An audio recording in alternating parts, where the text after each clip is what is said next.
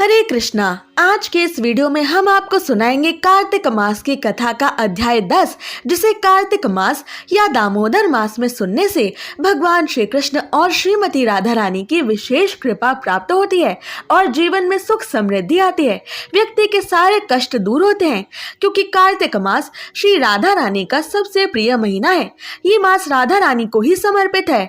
आपसे प्रार्थना है कि ये कथा अंत तक अवश्य सुने, क्योंकि अधूरी कथा सुनने से कथा का पूरा फल नहीं मिलता। और ये कथा शुरू होने से पहले हमारे चैनल को सब्सक्राइब करके एक बार कमेंट्स में दिल से जय श्री कृष्ण अवश्य लिख दें।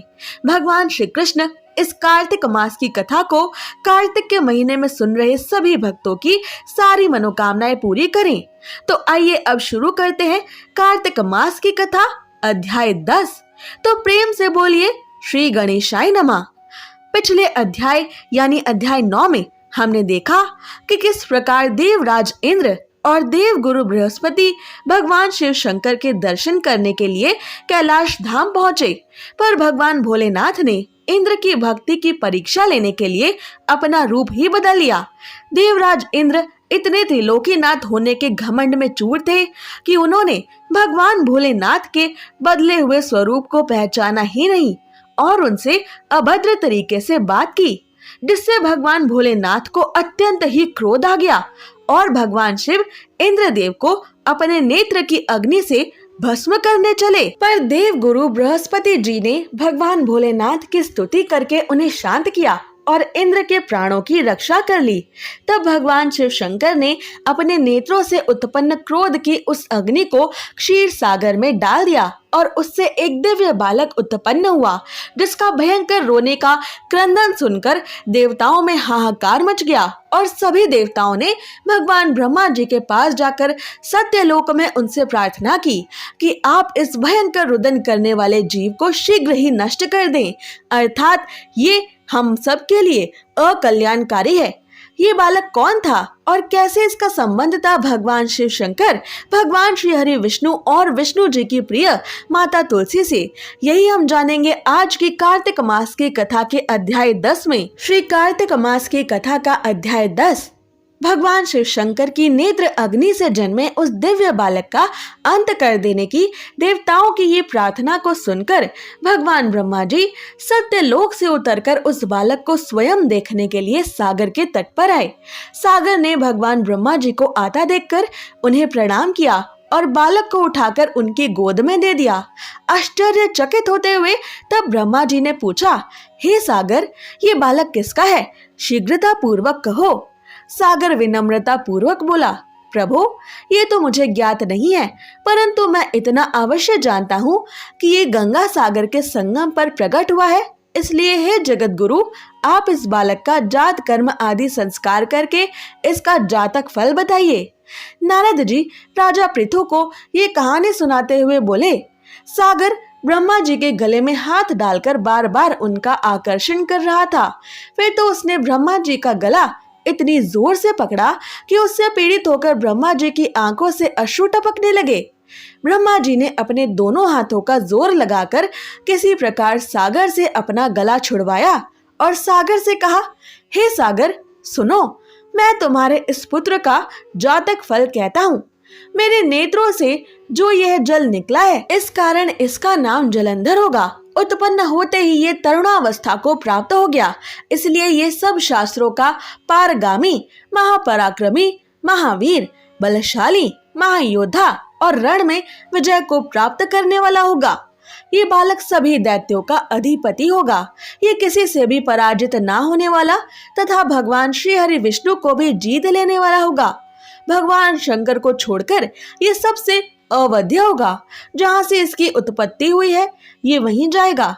इसकी पत्नी बड़ी ही पतिव्रता, सौभाग्यशालिनी, सर्वांग सुंदरी, परम मनोहर, मधुर वाणी बोलने वाली तथा शीलवान होगी। सागर से इस प्रकार कहकर भगवान ब्रह्मा जी ने शुक्राचार्य को बुलवाया और उनके हाथों से बालक का राज्याभिषेक कराकर स्वयं अंतर ध्यान हो गए, क्योंकि शुक्राचार्य ही राक्षसों के गुरु पद पर आसीन है, यानी असुर गुरु हैं। इसके बाद बालक को देखकर सागर की प्रसन्नता की सीमा न रही। वो हर्षित मन से घर आ गया। फिर सागर में उस बालक का लालन पालन करके उसे पुष्ट किया। फिर काल नेमी नामक असुर को बुलाकर वृंदा नामक एक कन्या से विधि पूर्वक उस बालक जलंधर का विवाह करा दिया गया। उस विवाह में बहुत बड़ा उत्सव हुआ।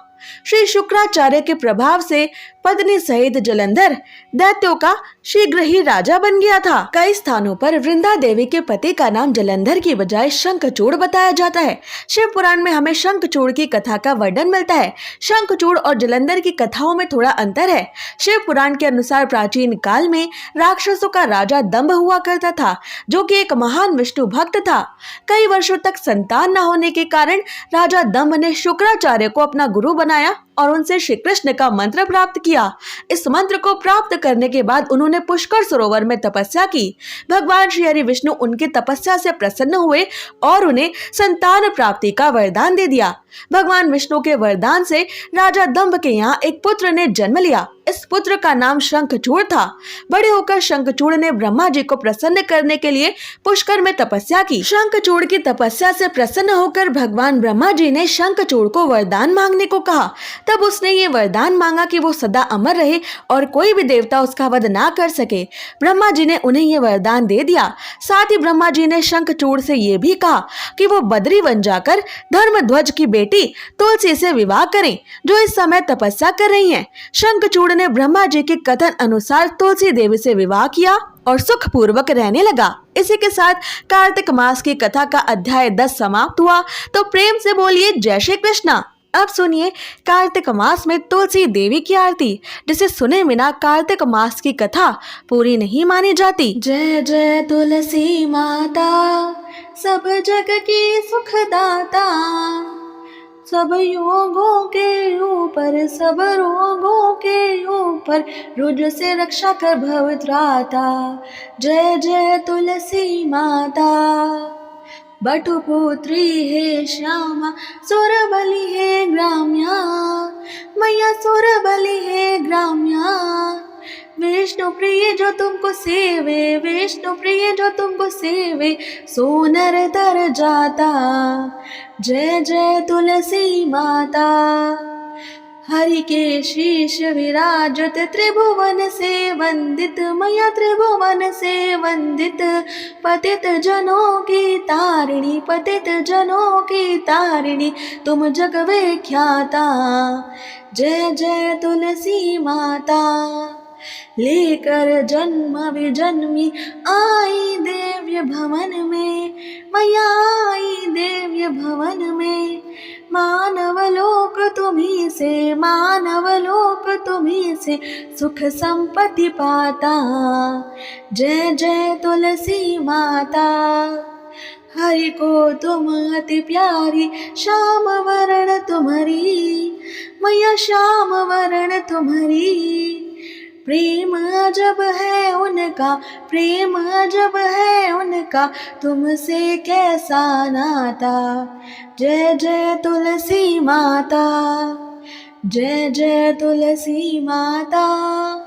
सब जग की सुखदाता, सब योगों के ऊपर, सब रोगों के ऊपर, रुज से रक्षा कर भव त्राता। जय जय तुलसी माता। जय जय तुलसी माता। जय जय तुलसी माता। तो प्रेम से बोलिए श्री कृष्ण प्रिया वृंदावनेश्वरी श्री तुलसी महारानी की जय, श्री वृंदा महारानी की जय, श्रीमती राधा रानी की जय, भगवान श्री कृष्ण की जय। जय जय श्री राधे। कार्तिक मास में भगवान श्री हरि विष्णु और माता तुलसी की इस आरती से विशेष तौर पर पूजा की जाती है, क्योंकि इस पवित्र माह में भगवान श्री हरि विष्णु योग निद्रा से जागते हैं। भगवान विष्णु को माता तुलसी अति प्रिय है। बिना माता तुलसी के भगवान विष्णु किसी जीव की तरफ देखते भी नहीं है, इसलिए उनकी पूजा में विशेष रूप से तुलसी का प्रयोग किया जाता है। कार्तिक माह में तुलसी पूजन का विशेष महत्व इसलिए ही है क्योंकि माता तुलसी ही किसी जीव को भगवान श्री हरि विष्णु के चरण कमलों तक पहुंचाने का काम करती है। इसलिए तुलसी माता को सुख समृद्धि और भगवान श्री हरि विष्णु की कृपा पाने के लिए महत्वपूर्ण माना जाता है। कार्तिक माह में हर दिन तुलसी माता की पूजा करने वाला, दीप दान करने वाला और परिक्रमा करने वाला मनुष्य भगवान विष्णु, माता लक्ष्मी और देवी तुलसी की असीम कृपा का पात्र बनता है। अगर आपको ये कथा पसंद आए तो इसे शेयर करें और ऐसी ही जरूरी जानकारियों और व्रत कथाओं को प्रतिदिन सुनने के लिए हमारे चैनल को सब्सक्राइब कर लें। जय श्री कृष्णा।